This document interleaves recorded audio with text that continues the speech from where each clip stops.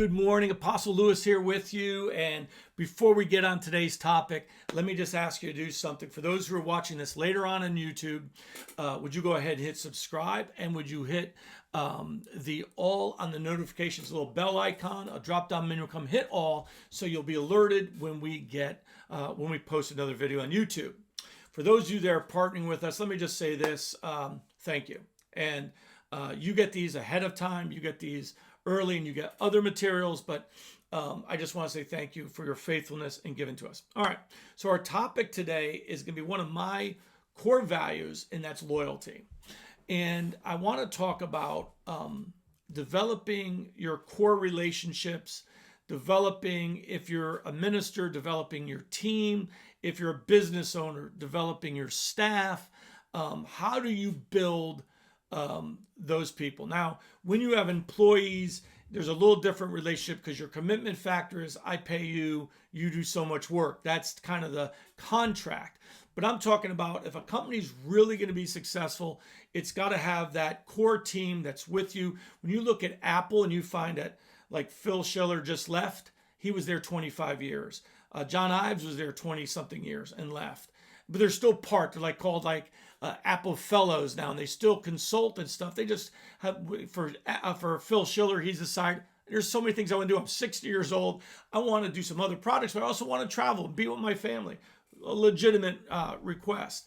But they were so loyal, number one, to Steve Jobs. They'd come on with Steve and help build a fantastic company. And let's just say you have a company. Let's say you're a business owner.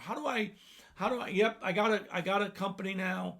What do I expect from my employees? Do I expect, I've got a code of conduct, but now I want to expand my company. I want to create a manager. What am I looking for? Am I looking for someone who wants to build a company with me? Or am I looking for someone who just wants a job? And the next job that comes over, because I'll have a lot of turnover. And you don't want turnover all the time in your company. It might be that you can't pay them now, but you might be able to pay them through profit sharing and stuff like that, and say, hey, look, build this with me. I'm going to give you 3% profit sharing also as a bonus. So you can do some things to cultivate loyalty. All right. We have loyalty cards, and, that's one of the business have, rewards cards. So, but let's talk it in the concept of relationship, and let's talk about it in the concept of the kingdom, which is where I dwell. All right. God asked Abraham to crucify his son, to take him up on the mountain and slaughter him and sacrifice him to God. It's a very strange request, it seems like. Can you imagine Abraham in his day getting this request and going, really?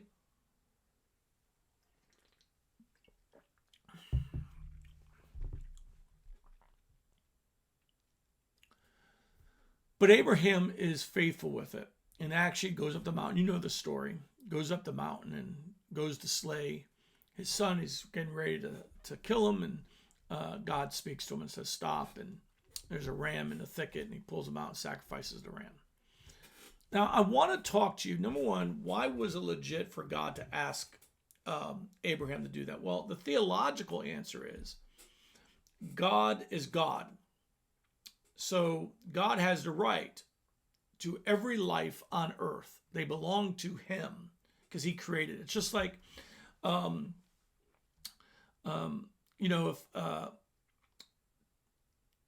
let's get a kind of Elon Musk makes a Tesla. If that Tesla comes off the factory floor and it's not perfect, he can crush it if he wants. It's his car. Now, once it's sold to someone else, he can't. But it's his car. He created it. The owner of that car, when he pays for it, if he wants to crush the car, he can't. Why? He owns the car. That's the theological side. Now let me give you the relational side, because that's the one, Jesus' relationship. So let's look at the relational side of this ask of God. Abraham, offer up your son, who the promise is through. And we go, well, he could have rested. It says Abraham was sure that God could have resurrected him. But that doesn't sit there and go, what's on God's side? Here's why God, it was legitimate in relationship, not just theologically, but in the relationship, it was legitimate. Because Jesus was already crucified from the foundations of the world. God had already offered up his own son. Therefore, in relationship, he was not asking Abraham to do anything more than he himself was willing to do. That is covenant. Covenant is not 50-50. Covenant is, I am fully committed to you. You are fully committed to me. It's not hee-haw. I've had leaders who thought covenant was temporary, thought covenant was as long as they were there, but then they could leave. It's not covenant. Okay? And I don't demand that people make covenant with me, but they need to understand the difference of covenant versus the difference of an assignment. Okay? And covenant is, you're not going to have 50, 100 of these covenant relationships. You're not. Number one, let's call it our spouse. That would be first with God. And does this play out? Jesus commands everything from us. Jesus commands us to be perfectly obedient. He doesn't tell us not to be. He says when we sin, there is an advocate, but he doesn't sit there and say, go ahead and sin. He commands holiness because he's holy. He's separated himself from sin. He commands us to separate ourselves from sin. Why? Because he has done it for our benefit. We are now to do it for his benefit. It's covenant. Jesus offered himself. He says, if you love your life, you will lose it. But him who loses his life for my name's sake gains eternal life. It's an exchange. Covenant is not me and you are in this 50-50 to make 100. We are in this 100 and 100. You gave everything, I give everything. That is covenant relationship. God in relationship. So let me just kind of put in practical terms. I can keep going over the God side. In practical terms, when people ask of me beyond what they're willing to give back, in other words, in relationship, they want me to be totally committed to them, answer their phone calls, answer their questions, blah, blah, blah. And let's just put it this way. They don't show up when we're doing so. I had a relationship one time where me and this man were talking about starting a prayer room in Jacksonville and doing meetings in Jacksonville. We were going to support each other. And I had made he had done one once a month, 3 meetings. And I had made every single one of those. But the fourth one, I had to get up at 4:30 in the morning. I had gotten up 4:30 in the morning that day. And it was started at like 7 o'clock at night. I was tired. And I skipped the 4th meeting. And a week later, we were having coffee. And he goes, why weren't you at the meeting the other night? I said, man, I was exhausted. I had to get up at 4:30 the next day. I had gotten no sleep all day. I was really tired. And I just couldn't make it because I had to work the next day. He's like, I thought we were going to be committed to each other and support each other. And I said to him, we'll call his name Tim.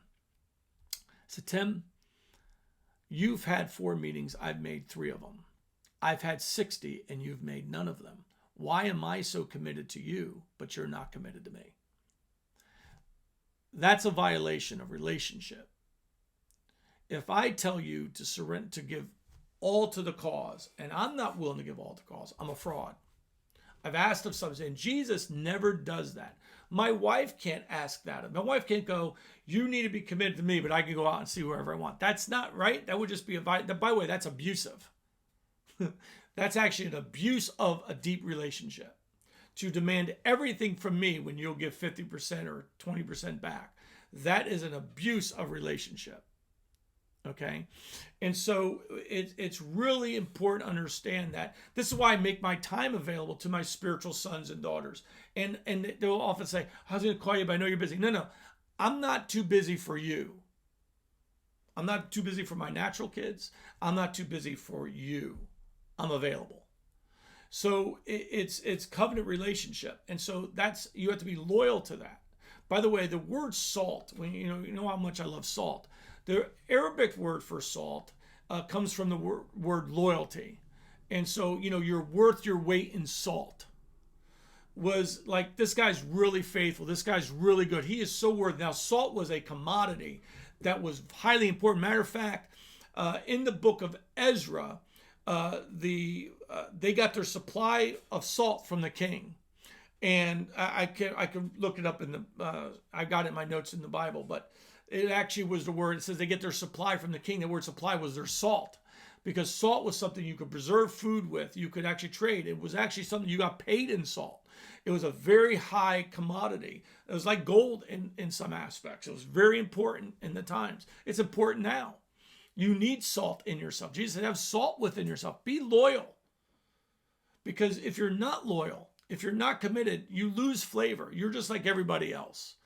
And so that covenant relationship is so dear to me and so important to me that it's not always to everybody else, but it is to me. And I cannot, and my friend Andre in Barbados says to me, you cannot be, you're so high on the loyalty factor that if you get people around you that are not equally loyal to you, it's going to be a problem. So like I've had people, and I love them, but they come and go. But they want a position. It's like we're their holding spot. And I can't do that. Like I'm giving everything I have for what we're called to do. I need those around me to do the same thing. That's covenant. And that means, hey, look, I think about what I'm doing. I'm thinking about them 24/7. I'm thinking about the people. I'm thinking about how I can better everything for them. They need that same. You're not going to have this. Like in a church of, it would be nice if you had a church of 1,000, they were all thinking that way. Not going to happen. It's just not going to happen. And you know what people often try to do is they try to call a church for help when they don't even know the ministers of the church, and they want the church to like, okay, I'll drop everything for you. And the church, they go, well, Christ would. Well, call Jesus. I have other relationships. Just like I can't violate my relationship with my kids for someone, for just anybody. My kids know my position. They know my job. They know my work. They know my calling. But at the same time, I have to be more, if not more, I have to live it out before my children. And that I'm a covenant guy and stuff like that. And that is really important, loyalty. We'll come back to this another time.